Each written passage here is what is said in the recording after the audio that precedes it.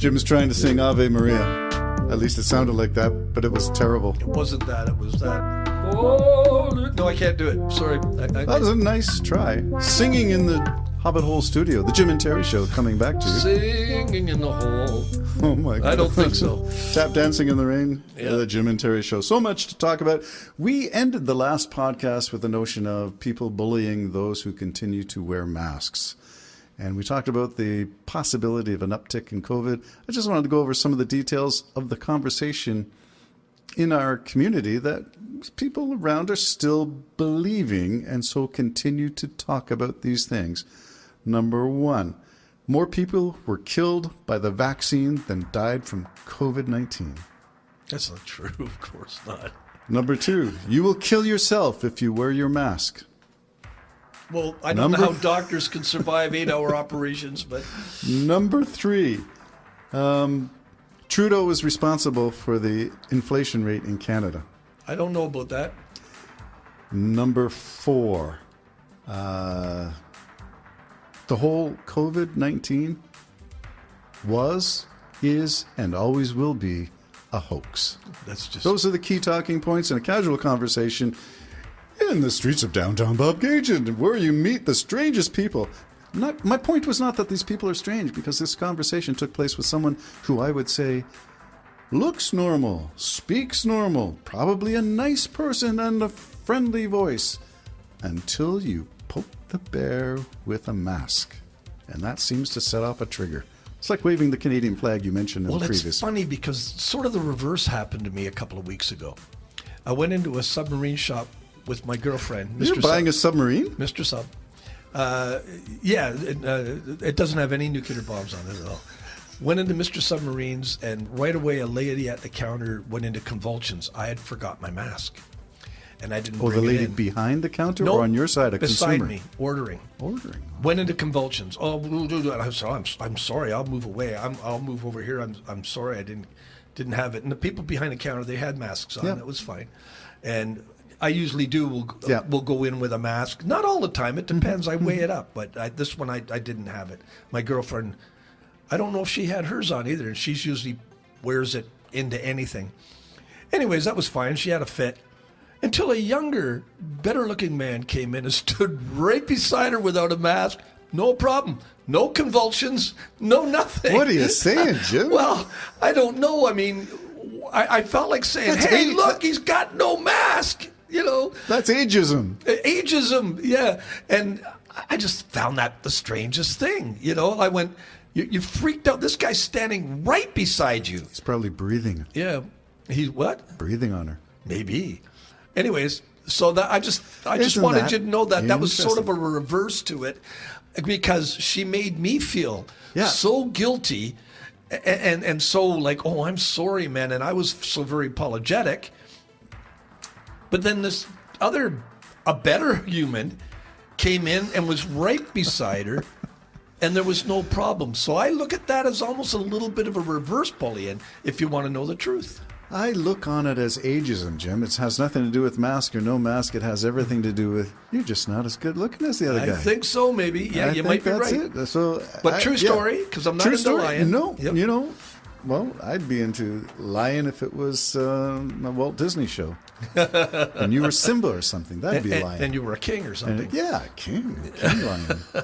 All right. Let's move on to other things. It's just to be aware that these things have not gone away over 3 years of COVID. These beliefs, and I point out that these are beliefs. These are not factual accounts of anything. And when confronted, these people can often not quote their sources and cannot tell you where they got it from. It doesn't matter to their audiences. No, because I'm running into this a lot now, and I know it's, number one, if there's mainstream and somebody's there, and I'm not family, just people I know, they're the ones that'll bring it up right away. And they get mad if you want to change the channel because you just don't want the conversation. But what they listen to is exactly the same all the time. And I think it's a hunger to be a part of something, or to maybe have a knowledge that other people don't have. Because this unbelievable conspiracy against everything. Deep state. Oh, the whole thing. FBI is crooked. Everything. And it seems to come from, and not in my personal cases, I'm not going to say that, but you take, Mar-a-Lago? Thank you. If it doesn't suit the narrative, then all of a sudden it's a deep space. Could be. We're talking about Hubble Lord, now. Or James Webb. Yeah, talk about tripping over your face. Two old guys in a studio. Dark money and all the rest of Yes. it coming in. Now, I like a good conspiracy theory, and I'd like to see movies and stuff about all that kind of stuff. There's obviously a cover up about aliens, for instance. We were talking about that. Yeah, we'll get to that one. off Hold air. that one. I know, but there is. And why? I don't know. I have really no idea why. So there are things that are happening out there that are not nice. People are manipulating. People are using. People are bending the rules. And in my humble opinion, the greatest of them is Trump, because he's the only one I really know is in your face. Yeah.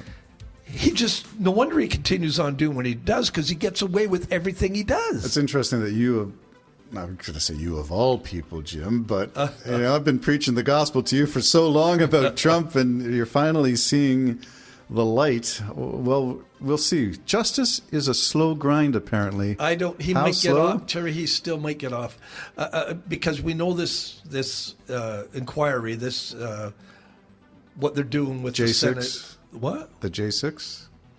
Yeah. January 6th. Yeah. The insurrection. They're running out of time. So Yes. now But their job is not to give criminal referral. they're going to need to do that, I think. And if maybe not, because yesterday I heard that they're starting to say that a judge said, Show me the money. The judge said to the Trump thing, what he did is conspiracy against the U.S. And okay. Now, saying that, this judge, come on, now it's time to lay a charge. The guy obviously tried to overthrow the government, tried to put himself and keep himself in power. It's a given. And we've even heard it from the mouths of his advisors and everything when they've been caught on tape. Yep. They were going to win this thing because they knew they weren't going to win this thing. Just say you won it. Just say you Just won say it. it. And if you say it enough, people Who was will that? believe it. That was the albino assassin, Roger Stone, who said, yeah. And remember, Trump let these guys off. He let off Flynn. He pardoned Flynn Yeah. and Manafort and Roger Stone. And I'm not sure if there's any more, but it was a rogues gallery of pardons. I think they should investigate the former president, for the pardons that he issued and hold him accountable for those pardons. Myself. Well, yeah, and That's criminal. Yeah, I just wanted to say that the thing is if you say a lie long enough, it is true. People start believing it. And that's the case of the MAGA world and the base, as they call them, the base. Yeah. It's all about the base. All about the bass. I can't remember what the song goes like. But yeah. Ace of base? I don't know. Anyway, let's go back to Canadian context for this thing. Okay. Yeah, so this J6 did their last presentation, the January 6th investigation of Trump and the insurrection. Last presentation, or is there another one coming? We don't know. But let's go back to Canada, because the Emergency Measures Act is being talked about. It's on air. You can follow it if you wish. And I was interested to see the citizens, the residents of the area of the downtown core, who are giving testimony to feeling, and I think these were the words of one testifying, that the being held hostage was the feeling. In your own home. Can't go out. You're going to be accosted. Well, I have a problem with chest puffers anyway, so I can't imagine being around 100 of them and having to go Thousands. having to go into my shop that's right there and wearing a mask. I just can't imagine how much I would hate that environment. And I probably would hate it if anybody was doing it when they're sticking to their guns so hard. Basically, the saying, arrest us, if you can. But you're not moving my truck because it weighs tons and you haven't got the equipment. Was the problem under policing?